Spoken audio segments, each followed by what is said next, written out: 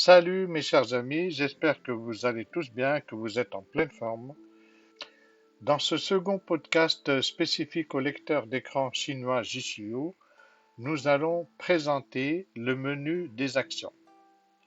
Alors, comme nous l'avions vu dans le tout premier podcast de présentation, nous avons bien vu que dans le menu principal de JCU, il y avait une icône qui s'appelait Action et je vous avais dit que cette icône-là, elle permettait d'afficher le menu des actions de JCO.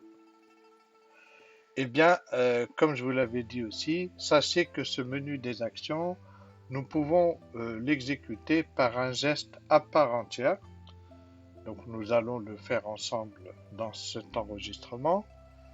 Et ce menu des actions, en fait, ce n'est rien d'autre qu'un menu propre à JCO.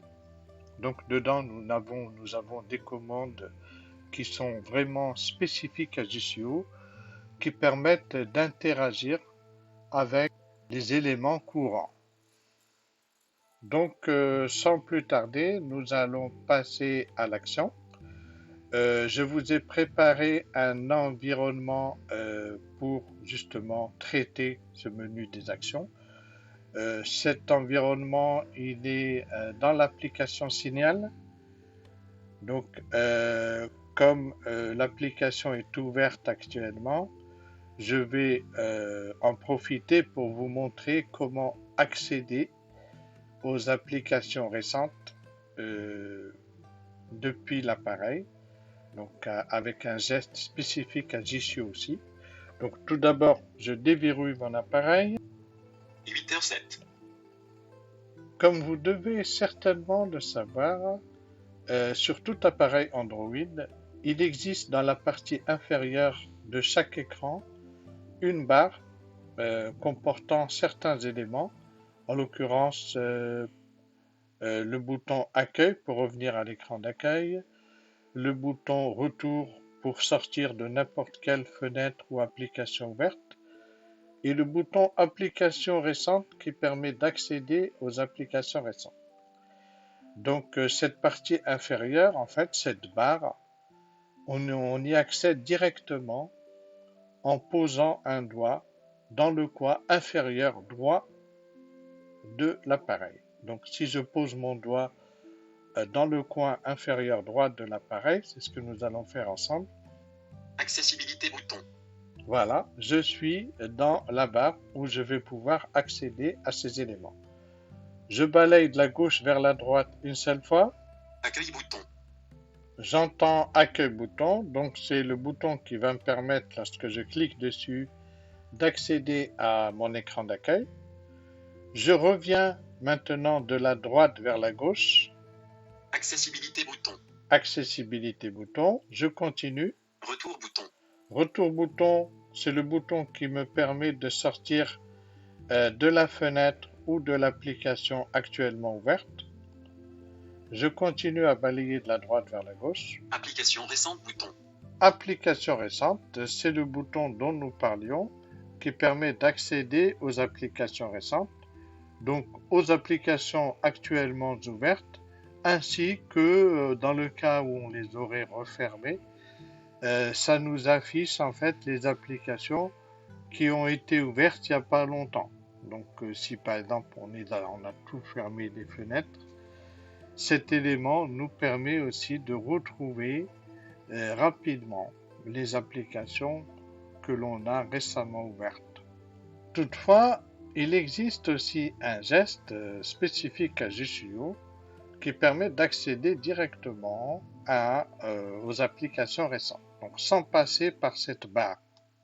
Donc on a un geste en fait, un facilitateur dans JCU. D'ailleurs, Talkback dispose aussi d'un geste d'accès rapide aux applications récentes. Donc avec JCU, en fait, ce geste consiste à balayer de la droite vers la gauche et ensuite on revient vers la droite. C'est-à-dire en quelque sorte, on fait un va-et-vient, droite-gauche, droite, rapidement. C'est ce que nous allons faire ensemble tout de suite. Écran d'aide Messenger. Voilà, il me dit Messenger. Cela signifie que je suis maintenant sur les applications récentes. Je balaye gauche-droite. Messenger options avancées. Messenger, options avancées. Je continue. Signal. Signal. Et là, c'est l'application Signal, celle dans laquelle nous avons notre environnement de travail. Donc, je tapote deux fois dessus. Signal. Ce que j'apprécie dans l'application Signal, c'est que on dispose d'un contact. D'ailleurs, dans WhatsApp, c'est le cas aussi. Un contact, en fait, dans Signal, il s'appelle Note à mon intention. Et c'est en fait ce contact, ce n'est rien que nous-mêmes, en fait. Donc, on discute avec nous-mêmes. C'est un contact dans lequel on peut stocker des données, par exemple, en vue de les transférer, etc. On peut aussi travailler des brouillons dedans. Donc moi, c'est dans ce contact-là que je vous ai mis l'environnement où nous allons travailler sur le menu des actions. Donc là, je viens d'ouvrir Signal et j'atterris Message Signal zone de texte. dans Message Signal zone de texte. Alors, je balaye droite-gauche. Afficher masquer le clavier des emojis boutons. Afficher masquer le clavier des emojis. Je continue. Salut mon ami, comment vas-tu? Salut mon ami, comment vas-tu? Donc ça, c'est le texte dans lequel nous allons travailler, sur lequel nous allons travailler. Alors, je vais afficher mon menu des actions directement sur ce texte. Donc le menu des actions, son geste consiste à faire monter un doigt du bas vers le haut et d'ensuite aller vers la droite. C'est-à-dire, en d'autres termes, on trace un angle droit dans la partie supérieure gauche. En braille, on va considérer que ce sont les points 2, 1, 4, la lettre F en fait. Donc là, je vais exécuter le geste que je viens de vous décrire. Menu d'action. J'entends alors menu d'action. Je balaye de la gauche vers la droite. Menu d'action. Je continue. Effacer le texte. Effacer le texte. Cette commande, comme son nom l'indique, elle permet de vider le contenu d'une zone de saisie. Par exemple, si on est en train d'écrire un SMS ou quoi que ce soit, dès qu'on va cliquer là-dessus, ça va tout effacer ce qu'on a écrit, sans exception. Donc là, bien sûr, dans le contexte actuel où nous sommes, ça risque pas d'effacer. Pourquoi? Parce que nous ne sommes pas dans une zone de saisie, mais nous sommes en train de consulter un message qui a déjà été envoyé. Donc la commande d'effacement n'est pas disponible dans ce contexte-là, parce qu'on est on est sur un élément qui a déjà été transmis, qui a déjà été reçu. Si on était dans une zone de texte en train d'écrire quelque chose, cette commande nous aurait permis de tout effacer ce que nous avons écrit. Donc nous allons basculer à la commande d'après. Sélection par mot. Sélection par mot. Alors cette commande, elle est très intéressante. Nous allons l'explorer ensemble. Vous voyez un peu à quoi elle consiste. Je clique dessus. Message sélection du texte. Alors, sélection du texte, je balaye gauche-droite. Sélection du texte. Je continue. Salut non coché. Salut non coché. Donc là, chaque mot composant le texte est représenté par une case à cocher. Donc, si je coche salut par exemple. Coché. Et puis bon, je continue à balayer. Mon nom coché. Si par exemple, je ne veux sélectionner que salut et un autre mot ou plusieurs autres mots. Ami non coché. Ami. Comment non coché. Comment, par exemple, salut et comment. Coché. Là, la sélection n'a inclus que ces deux mots en fait. Et si je continue à balayer. Vas-tu non coché. Vas-tu non coché. Select tout bouton. Alors, select tout bouton, ça permet de cocher tous les mots. Et je continue. Annuler bouton. Annuler, ça permet d'annuler l'action. Je continue. Copier bouton. Copier bouton, ça me permet de copier tous les éléments qui sont cochés.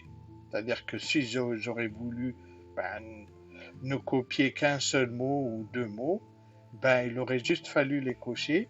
Et là, la copie aurait permis de copier uniquement les mots en question.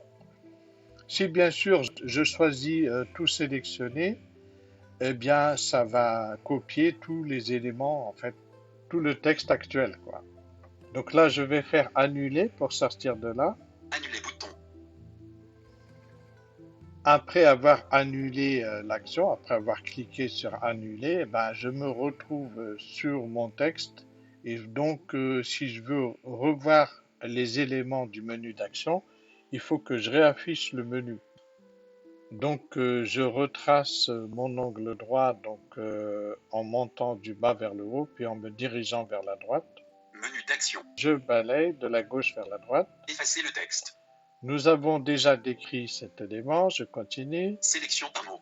Sélection par mot aussi, je continue. Copier.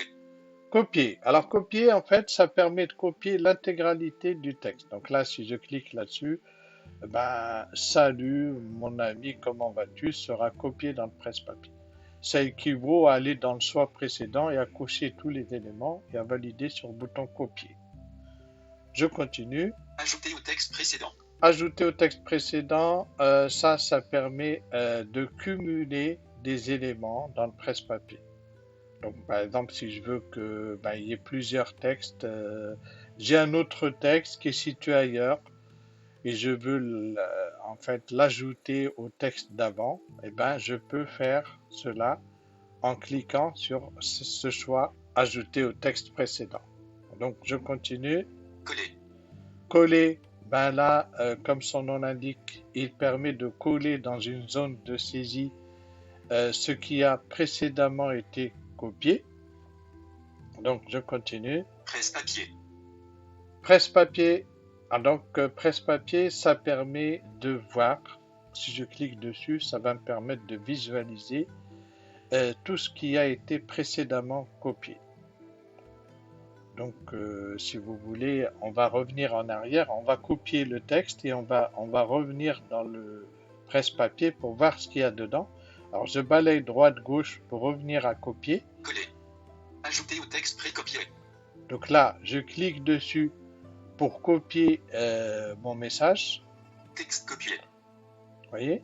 Et je réaffiche mon menu d'action. Menu d'action. Et maintenant, je cherche presse-papier. Menu d'action. Effacer le texte. Sélection par mot. Copier. Ajouter au texte collé. Presse-papier. Si je clique sur presse-papier, là, Presse-papier. je balaye gauche-droite. Presse-papier. Continue. Salut mon ami, comment vas-tu? Voilà. Donc là, j'ai mon texte qui est dans le presse-papier. Alors, si par exemple, j'étais dans une zone de saisie où je veux insérer directement ce texte, une fois que je suis dans le presse-papier et sur l'élément que je veux insérer dans la zone où je suis, j'ai juste à cliquer dessus et ça va l'insérer où je suis actuellement. Nous allons le faire concrètement ensemble. Presse-papier, favori, annuler, gérer bout, annuler bouton, message signal zone de texte, afficher masqué, message signal zone de texte. Voilà, donc là, je me mets dans la zone de saisie, je clique 2 fois dessus. Affichage du dernier contenu copié ou capturé en tant que candidat. Et donc, je vais dans le menu des actions. Menu d'action. Et je balaye gauche-droite jusqu'à presse-papier. Menu texte, effacer le texte, sélection par copier, ajouter au texte collé. Presse-papier. Je clique 2 fois dessus. Presse-papier. Et je balaye gauche-droite jusqu'à mon texte. Presse-papier. Salut mon ami, comment vas-tu? Là, je clique dessus. Affichage du dernier contenu copié ou capturé en tant que candidat. Et là, si je regarde qu'est-ce qui a été écrit. Afficher masqué le salut mon ami, comment vas-tu? Zone de texte à édition. Voilà, donc j'ai écrit en une seule opération un texte depuis le presse-papier. En fait, je l'ai inséré dans mon message. Donc ça, c'est quand je veux interagir directement depuis le presse-papier. Là, je vais effacer ce que je viens d'écrire. Donc, je vais aller sur effacer. Menu d'action. Menu d'action. Effacer le texte. Voilà, je clique dessus. Texte effacé. Et maintenant, en fait, je vais vous montrer comment on peut interagir avec les favoris. Menu d'action. Donc, j'affiche mon menu d'action, je balaye gauche-droite jusqu'à presse-papier. Menu effacer, sélection copier, ajouter ou coller. Presse-papier, Je clique 2 fois dessus, presse-papier, je balaye gauche-droite, je reviens sur mon élément précédemment copié. presse-papier. Salut mon ami, comment vas-tu? Et là, je vais faire 2 clics et le second sera prolongé avec un seul doigt. Donc 2 clics, 2 appuis avec un second appui prolongé. Et là, en fait, si je balaye gauche-droite, Ajouter aux favoris. vous voyez, je peux ajouter maintenant le texte aux favoris. Je clique 2 fois dessus. Presse-papier, Alors, le menu favori, les amis, indépendamment du menu presse-papier, c'est un menu dans lequel je mets des éléments dont j'ai vraiment besoin dans mon usage au quotidien. Par exemple, je sais pas moi, des adresses électroniques, des mots de passe, etc., etc. page signal zone de texte à édition. Voilà, donc là, je suis dans mon message d'édition, donc dans ma zone d'édition, et là, je vais insérer le texte maintenant depuis le menu des favoris. Menu d'action. Alors, j'affiche le menu d'action, Menu d'action, effacer le sélection copier, ajouter ou coller. Presse-papier, favori, je clique dessus, favori, je balaye gauche-droite, favori. Salut mon ami, comment vas-tu? et je clique dessus. Salut mon ami, comment vas-tu? Et là, j'ai inséré Afficher masque. Salut mon ami, comment vas-tu? Zone de texte à édition. exactement comme je l'ai fait tout à l'heure depuis le presse-papier, sauf que là, en fait, dans Favoris, si vous voulez, je ne mets que les choses, en fait, que j'ai besoin au quotidien. C'est pas comme le presse-papier. Le presse-papier, il va se remplir au fur et à mesure que je copie des données. Donc, à chaque fois que je vais copier un nouveau truc, il va se mettre en tête de la pile. Et ce que j'ai copié avant disparaîtra un jour. Pourquoi? Parce que dès que le presse-papier sera rempli, dans le menu presse-papier, nous avons aussi des fonctions qui permettent d'interagir directement dans le presse-papier, vider les éléments qu'il y a dans le menu, corriger les éléments, etc. Il y a un bouton gérer en fait. Il y a un bouton gérer aussi bien dans presse-papier que dans favoris. Ces boutons-là, ils permettent de supprimer tout ce qu'il y a, d'ajouter de nouveaux éléments, etc. Voilà, ça c'est pour ce qui est de ces deux éléments de menu, presse-papier et favoris. Affichage du dernier Donc contenu maintenant, copié, capturé en tant que candidat. on va continuer à circuler dans le menu des actions. Menu effacer, sélection copier, ajouter ou coller. Presse-papier, favori. Continue. Fractionner et modifier le texte. Fractionner, modifier le texte. Alors cette commande, elle est vraiment très très intéressante. Donc celle-là, moi je préfère vous y consacrer un podcast à part entière parce que dedans en fait nous avons en fait la possibilité de décortiquer une zone de texte par caractère, par mot, d'effacer des éléments, etc., etc. Donc c'est vraiment, c'est tout un contexte en fait qui requiert une attention particulière. Donc je vais continuer. Copier tous les éléments. Copier tous les éléments. Ça c'est quand je suis dans la fenêtre d'une application ou dans une boîte de dialogue et que je veux copier tout ce qu'il y a dans cette boîte de dialogue.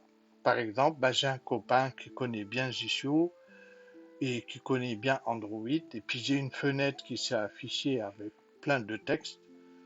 Et si je clique là-dessus, ça va copier tout le texte qu'il y a dans la fenêtre et je pourrais l'envoyer à l'ami pour qu'il puisse me dire, par exemple, qu'est-ce que je dois faire pour me sortir de cette situation. Voilà, donc je continue. Menu de reconnaissance bouton. Menu de reconnaissance. Donc c'est un élément très intéressant. Nous allons cliquer dessus ensemble. Menu de reconnaissance. Donc là, je viens de m'introduire dans le menu de reconnaissance. Je balaye gauche-droite. Menu de reconnaissance. Traduire. Traduire.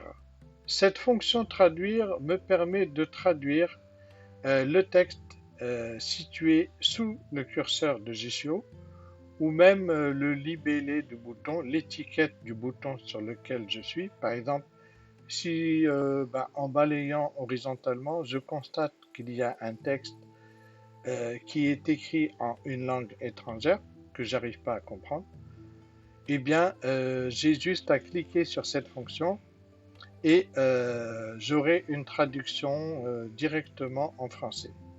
Bien sûr, au préalable, je dois configurer la langue de reconnaissance dans les paramètres avancés. Donc, je vous montrerai comment le faire. Alors, on continue à balayer de la gauche vers la droite. Reconnaissance de scène. Reconnaissance de scène. Donc, cette fonction de reconnaissance de scène, bon, c'est vrai que c'est une fonction que l'on trouve dans les versions payantes de JCO. Elle n'est pas disponible dans les versions gratuites. Elle permet de reconnaître la scène qui se cache derrière l'image située sous le curseur de JCO. Alors là, il est très important de citer que ces reconnaissances-là, en fait, elles s'appliquent uniquement à l'élément sur lequel nous venons de naviguer. Donc ce ne sont pas des reconnaissances qui utilisent par exemple la caméra ou comme le font certaines applications, genre Sullivan Plus, etc. Non, en fait, là, c'est l'image, elle est dans le téléphone, je navigue, je me positionne dessus, je m'introduis dedans, et s'il y a une scène dedans, JCO va faire le nécessaire pour me dire qu'est-ce qu'il y a dans la scène. Voilà. Donc, je balaye gauche-droite. Reconnaître et traduire le texte ciblé. Reconnaître et traduire le texte ciblé. Là, comme vous venez de l'entendre, j'ai une image comportant un texte non reconnu. Et en plus, ce texte non reconnu, en fait, il doit être traduit. Donc cette fonction-là, elle va me permettre non seulement de faire le déchiffrage du texte situé dans l'image, c'est-à-dire la reconnaissance du texte, mais en plus, ça va me traduire ce texte-là. Voilà, donc je continue. Reconnaissance du visage. Reconnaissance du visage. Donc ça, c'est pour la reconnaissance du visage. Alors, je ne l'ai pas encore testé personnellement pour vous dire exactement si ça reconnaît bien les visages. Je continue. Reconnaissance CAPTCHA. Reconnaissance CAPTCHA. Alors ça, le CAPTCHA, je pense que vous connaissez de quoi il s'agit. Ce sont des images qui permettent de sécuriser l'accès à des connexions. Par exemple, lors d'une inscription à un service quelconque, parfois on est invité à copier un CAPTCHA. Alors, Talkback ne dispose pas de cette fonctionnalité. Nous l'avons dans JCO. Donc, grâce à cette fonctionnalité, JCO, en fait, peut être quand même un moyen très, très, très intéressant de pouvoir résoudre ces problèmes de CAPTCHA, parce que même sur PC, je pense que vous êtes au courant que sur PC, la situation est encore très, très difficile avec les CAPTCHA, que les utilisateurs non-voyants ont encore des difficultés à reconnaître les CAPTCHA. Donc je continue. Résultat de reconnaissance. Résultat de reconnaissance. Donc en fait, cet élément, il est très intéressant parce qu'il permet d'afficher un historique des différentes reconnaissances réalisées.